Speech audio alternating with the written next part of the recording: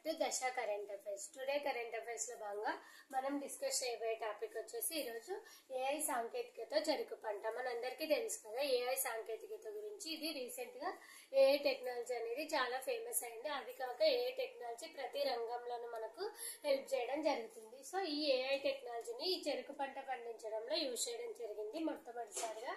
యాక్చువల్గా ఈ చెరుకు పంటని మన భారతదేశంలో మొట్టమొదటిసారిగా మహారాష్ట్రలోని బారామతి అనే ప్లేస్ లో మనకు ఈ ఏఐ సాంకేతికత చెరుకు పంటని పండించడం స్టార్ట్ చేసినాడు. ఎక్కడంటే మహారాష్ట్ర బారామతి అనే ప్లేస్ లో. ఇక్కడ వచ్చేసి 1000 మంది రైతుల్ని, అంటే పైలట్ ప్రాజెక్ట్ గా చెప్పుకుంటాం కదా మనం. ఫస్ట్ ఎక్కడ ఒక చోట స్టార్ట్ చేసి అక్కడ సక్సెస్ అయిన తర్వాత మొత్తానికి స్ప్రెడ్ చేస్తాం. అలాగనే మనకి మహారాష్ట్రలోని బారామతిలో 1000 మంది రైతులతో దీన్ని స్టార్ట్ చేయడం జరిగిందనమాట. సో దీన్ని ఎవరు ప్రయోగించినారు అంటే మనకి బాగా తెలిసిన companies Microsoft and Oxford university. అంటే ఈ రెండు కలిసి కూడా ఈ ప్రయోగాన్ని చేయడానికి ప్రయోగం చేయడం జరిగిందనమాట. తర్వాత వచ్చేసి ఇక్కడ చూడండి ప్రాజెక్ట్ ఫామ్ వైబ్స్. మైక్రోసాఫ్ట్ వాళ్ళు మనకి ప్రాజెక్ట్ ఫామ్ వైబ్స్ అనేవి తీసుకురావడం జరిగింది. అసలు ప్రాజెక్ట్ ఫామ్ వైబ్స్ అంటే ఏంటంటే ఒక పంటకి, ఇప్పుడు చెరుకు పంట తీసుకున్నాం కదా, ఇక్కడ ఏఐ టెక్నాలజీని ఉపయోగించి ఆ ఫామ్ కి ఏ సాయిల్ యూజ్ అవుతుంది, అలాగే ఏ టెంపరేచర్ లో ఎంత ఫర్టిలైజర్ ఇవ్వాలి, ఆ తర్వాత వాటర్ కంటెంట్ ఎంత ఉందనే దాని మీద ఎండ్ టు ఎండ్ ఇన్ఫర్మేషన్ ని ఇస్తారనమాట. ఏదైతే ఈ ప్రాజెక్ట్ ఫామ్ వైబ్స్ కింద మైక్రోసాఫ్ట్ వాళ్ళు దీన్ని స్టార్ట్ చేయడం జరిగిందనమాట. తర్వాత వచ్చేసి ఇండియాలో ప్రాజెక్ట్ ఫామ్ వైబ్స్ అనేది మనకి ఒక పంటకి ఏ టెక్నాలజీని ఉపయోగించి ఎందులో ఎప్పుడెప్పుడు ఏ కంటెంట్ ని యూజ్ చేయాలనేసి చెప్పడం జరిగిందనమాట.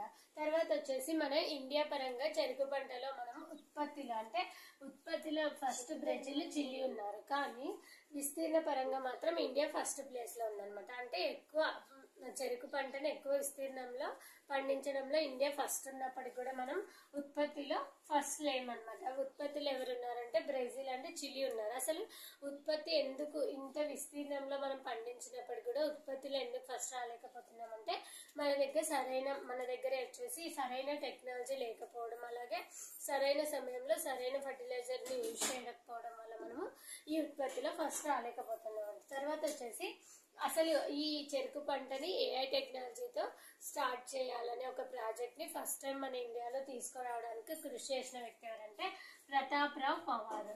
ఈయన ఎవరు అంటే మనకి బారామతి, ఇక్కడ బారామతి అనే ప్లేస్ లో అని చెప్పుకున్నాం కదా, బారామతి వ్యవసాయ ట్రస్ట్ ధర్మకర్త అన్నమాట ఈ ప్రతాప్రావ్ పవార్ గారు. ఈయన బారామతి వ్యవసాయ ట్రస్ట్ ధర్మకర్త కదా.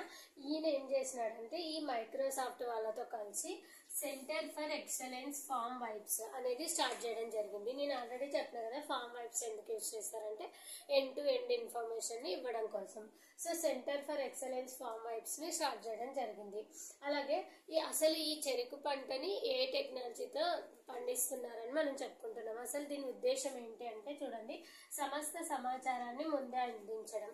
అసలు వాటర్ కంటెంట్ ఎంత ఇవ్వాలి, ఏ టెక్నాలజీ ఎప్పుడు మనము యాక్చువల్ గా డిస్కస్ చేసినాం కదా ఏఐ సాంకేతికత చెరుకు పంట అని. అసలు దాని ఉద్దేశం ఏంటి అంటే సమస్త సమాచారాన్ని ముందే అందించడం. అంటే ఆ పంటకి ఏ సాయిల్ అయితే యూజ్ అవుతుంది, అలాగే ఏ సాయిల్లో ఎక్కువ ఉత్పత్తి వస్తుంది, అలాగే పంట అంటే మనకు నెలకి పంట స్థితి ఏంటి, ఎలాంటి ఫర్టిలైజర్స్ యూజ్ చేయాలి, మనం వాటర్ కంటెంట్ ఎంత ఉంది అనే దాని మీద పూర్తి సమాచారాన్ని ఇవ్వడం జరుగుతుంది అనమాట. అంటే మనకి ముందే సమాచారం తెలుసుకోవడం వల్ల ఏమవుతుంది, అప్పటికప్పుడే సొల్యూషన్ ని చూస్ చేసుకొని మనం ఉత్పత్తిని పెంచుకోవచ్చు అనమాట. సో దానికోసమే మెయిన్ గా మనకి ఈ ఏఐ టెక్నాలజీని చెరుకు పంటలో తీసుకురావడం జరిగింది. ఇక్కడ మనం ఒక ఎగ్జాంపుల్ చూద్దాం. ఏంటంటే నార్మల్ గా పండించిన ఒక చెరుకు పంటకి ఏఐ టెక్నాలజీని ఉపయోగించి పండించిన చెరుకు పంటకి డిఫరెన్స్ ఏముంటుందని. మనకి యాక్చువల్ గా చెరుకు ఇలా ఉంటుంది కదండి, కనుపులు ఉంటాయి. ఇక్కడ మనకి కనుపులుగా ఉంటుంది. ఆ చెరుకును పండించడానికి నార్మల్ వే అయితే ఎలా ఉంటుంది, ఏఐ టెక్నాలజీ అయితే ఎలా ఉంటుందని.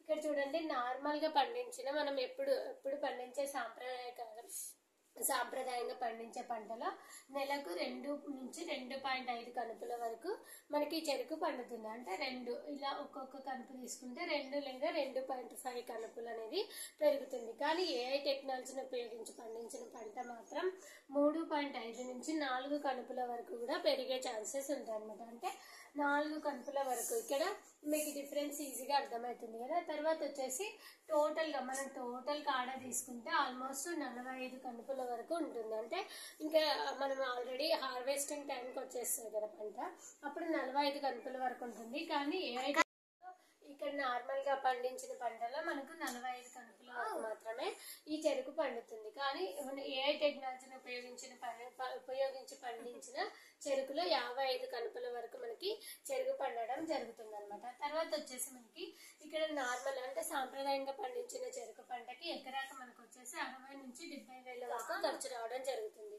కానీ ఏఐ టెక్నాలజీ ద్వారా 30 నుంచి 40 వేల వరకు మాత్రమే మనకి ఖర్చు రావడం జరుగుతుంది అనమాట. అంటే ఇక్కడ మీకు ఈజీగా అర్థమవుతుంది. ఇక్కడేమో 77 వేల వరకు ఖర్చు అయితే ఇక్కడ 40 వేల వరకు మాత్రమే ఖర్చు పెట్టడం జరుగుతుంది. తర్వాత వచ్చేసి మనం సాంప్రదాయంగా పండించిన పంటలో 2 లక్షల వరకు ఆదాయం పొందే ఛాన్సెస్ ఉంటాయి. కానీ ఏఐ టెక్నాలజీ ద్వారా పండించిన చెరుకు పంటలో 3 లక్షల వరకు కూడా ఆదాయం పొందే అవకాశం ఉంటుంది అనమాట. సో ఇది మనకు పైలట్ ప్రాజెక్ట్ మహారాష్ట్రలో బారామతిలో మైక్రోసాఫ్ట్ అలాగే ఆక్స్ఫర్డ్ యూనివర్సిటీ వాళ్ళు తేవడం జరిగింది.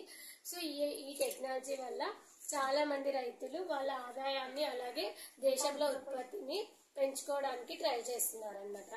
Next topic.